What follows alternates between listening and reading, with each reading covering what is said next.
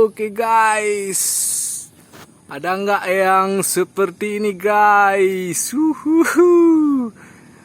Dia langsung menancap di pohon kelapa.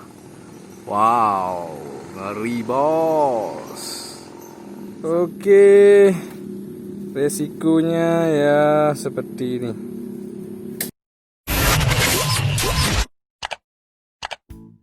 Assalamualaikum warahmatullahi wabarakatuh. Halo rekan Sikom, jumpa lagi dengan Gule Rampok. Oke, selamat datang di channel yang membahas tentang tutorial modifikasi drone dan tutorial-tutorial aneh serta video-video menarik lainnya bos. Jos pokoknya.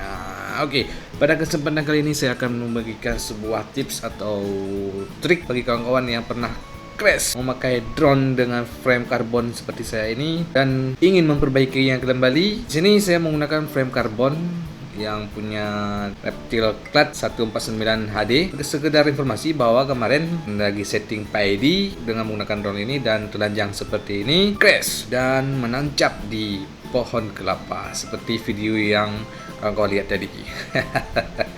Wow, aneh bin ajaib, dia bisa menancap. Jarang-jarang sih dapat video unik seperti ini yang bisa menancap di pohon kelapa. Akibat tersebut, framenya langsung patah yang sebelah kanan depan, nah, sebelah ini bos. Nah, untuk memperbaikinya sangat mudah. Kawan-kawan hanya menyiapkan lem. Di sini saya menggunakan Dextone cair, ada lakban. Ini pun sudah pernah saya lakukan pada video-video yang lalu untuk frame micro drone. Hasilnya juga jos, tahan lama bos. Port mini dan Gerinda. Oke, langsung kita maju ke tahap proses penyambungannya. Oke. Oh ya, satu lagi, ini biasanya digunakan untuk merapatkan layar HP. Sebelum kita lanjut ke proses perbaikannya, terlebih dahulu jangan lupa untuk like video ini jika kawan suka, dan jangan lupa untuk share ke grup-grup WhatsApp, Facebook, dan media-media sosial lainnya. Serta bagi yang belum subscribe, jangan lupa untuk klik subscribe-nya, gratis bos. Dan bagi yang belum mengaktifkan notifikasinya, jangan lupa untuk aktifkan notifikasinya untuk update terus video-video unik, menarik, dan jos dari Gule Rampok. Oke, langsung kita ke TKP. Kemarin lupa saya buat video pada saat perbaikannya, jadi saya akan bahas sedikit aja. Kalau misalkan kawan kurang mengerti, silakan tanyakan di kolom komentar. Yang pertama, pastinya kita harus melepas semua bagiannya dan armnya kita ambil. Setelah kita ambil, kan ini masih bengkok, saya ibaratkan saja, misal ini adalah arm yang patah ini. Pada saat patah akan terlihat serat-seratnya. Nah, jika sudah terlihat seperti itu, kita harus main cepat. Untuk prosesnya ini sama seperti saya lakukan pada saat perbaikannya, cuma kemarin lupa saya rekam. Nah, apa-apalah, nanti kalau kawan-kawan kurang mengerti, silakan tanyakan.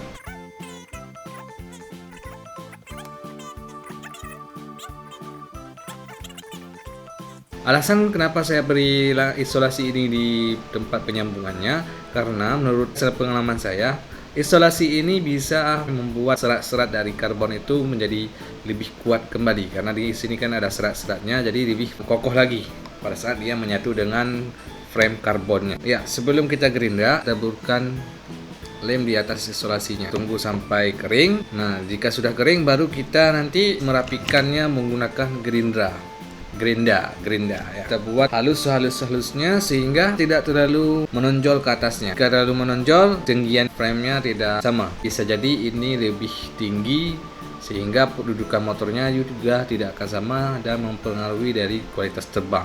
Saya kawan-kawan lihat, ini lebih sejajar. Punya saya sudah saya gerindra dan sudah sejajar dengan arm dari bawaan. Selanjutnya, jika sudah selesai semuanya ini, pas kita uji coba, jika misalkan posisinya itu kurang pas, kita bisa mengkalibrasikannya dengan menggunakan ini dark stage-nya. Kita pasang semuanya ini ke empat-empatnya.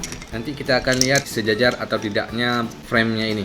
Dia akan nampak jika misalkan ini terlalu ke belakang, dia akan terdesak sampai sini. Akan nampak jika itu kurang pas. Dan jika misalkan nanti ke depan, dia akan terlalu longgar di sini. Untuk kalibrasinya nanti kita bisa lihat dari yang sebelah kirinya.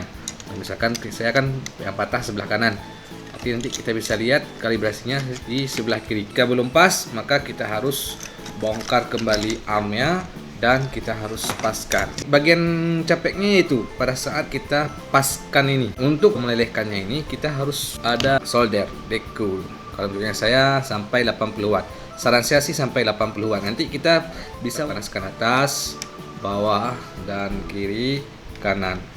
Pokoknya keempat sisinya ini kita harus panaskan, sehingga pada saat kita nanti lekuk-lekuk kembali, dia akan lebih mudah. Kita panaskan di mana?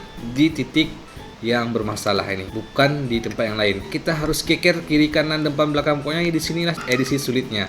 Pada saat kita membuat dia lebih stabil lagi. Ini saya sudah berhasil dan alhamdulillah aman. Selamat berjuang buat kawan-kawan ya. Jika kita gunakan korek api bisa saja, tapi takutnya panasnya itu tidak bisa seimbang. Kira-kira sudah pas, langsung kembali ke perlakuan seperti tadi. Kita lem menggunakan ini lagi. Kalau misalkan tidak pas, waktu terbangnya dia langsung geol-geol dan tidak jelas. Jika sudah, kita langsung pasang aja seperti biasa dan kita uji coba. Nah, untuk proses terbangnya, yang pertama-tama saya akan kalibrasinya sebelum dan sesudah crash. Tentunya PID yang saya gunakan di sini PID dengan adanya Dutch Jet. Oke, selamat menonton. Jangan kemana-mana, tetap di channel Kuliah Rampo. Jos pokoknya.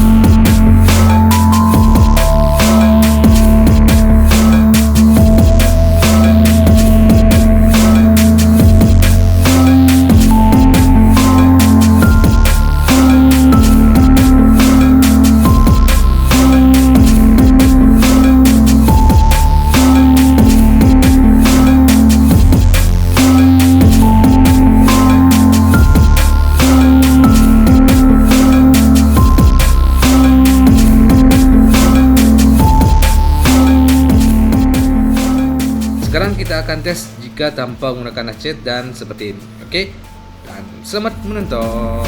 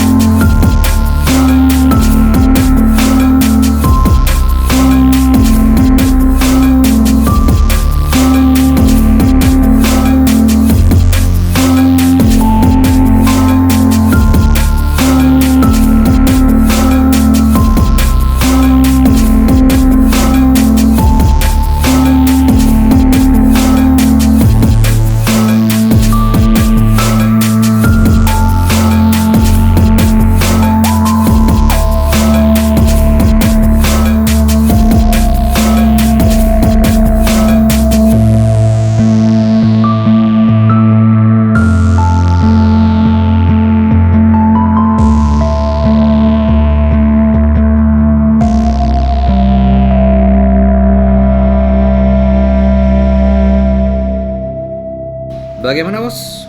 Jos bukan? Nah, berarti alhamdulillah proses perbaikan arm untuk reptile clad punya saya ini dengan frame karbon berhasil. Dan bagi kawan yang punya frame karbon seperti saya ini dan ingin memperbaikinya yang mungkin sudah patah, silakan ikuti tutorial yang saya gunakan atau boleh juga mengkombinasikan tutorial punya kawan-kawan yang lainnya. Oke? Oh iya, satu lagi saya ingin memberikan ilmu sedikit. Nah, di sini dashcase punya saya ini sudah banyak sekali yang patah. Yang ini satu.